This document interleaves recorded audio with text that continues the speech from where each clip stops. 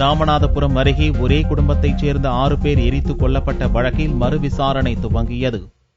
ராமநாதபுரம் மாவட்டம் உச்சிப்புளி தோப்பு வலசையில் ஒரே குடும்பத்தைச் சேர்ந்த காளிமுத்து, காளீஸ்வரி, பாலமுருகன், சரண்யா, கருப்பையா உள்ளிட்ட 6 பேர் கடந்த 2012 அக்டோபர் 1ஆம் நாள் எரித்து கொலை செய்யப்பட்டனர். இது தொடர்பாக காளிமுத்தன், முனியாண்டி, பஞ்சாட்சரம், சுஜாகனி உள்பட 9 பேர் கைதாகினர். இந்நிலையில் சுஜாகனி தன்னை வழக்கில் இருந்து நீக்க கோரி மதுரை உயர்நீதிமன்ற கிளையில் மனு தாக்கல் செய்தார். ராமநாதபுரம் எஸ்பி மயில்வாகனன் தலைமையில் மறுவிசாரணை செய்ய நீதிபதி உத்தரவிட்டார். இதன் அடிப்படையில் சம்பவ இடத்தை நேரில் பார்வையிட்ட எஸ்பியிடம் பலரும் சாட்சியம் அளித்தனர்.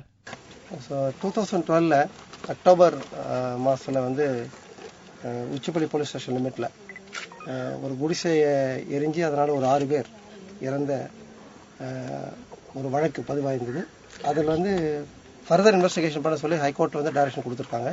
ஸோ அது என்ன பர்சனலாக டைரக்ட் இன்வெஸ்டிகேட் பண்ணணும் வித் டீம் ஆஃப் ஆஃபீஸர்ஸ் சொன்ன அடிப்படையில் இன்னைக்கு இந்த சீனை விசிட் பண்ணி இது என்னமா நடந்திருக்கலாங்கிற பற்றி அப்சர்வ் பண்ணிட்டு அதை டீடைல்ஸ் எல்லாம் ரெடி பண்ணிட்டு இருக்கோம். ஸோ இன்வெஸ்டிகேஷன் கமெண்ட்ஸ் பண்ணிக்கிறோம். உண்மை குற்றவாளிகளுக்கு சட்டப்படி தண்டனை பெற்றுத் தருமாறு இறந்தவர்களின் உறவினர்கள் எஸ்பியிடம் கண்ணீர் மல்க கோரிக்கை வைத்தனர்.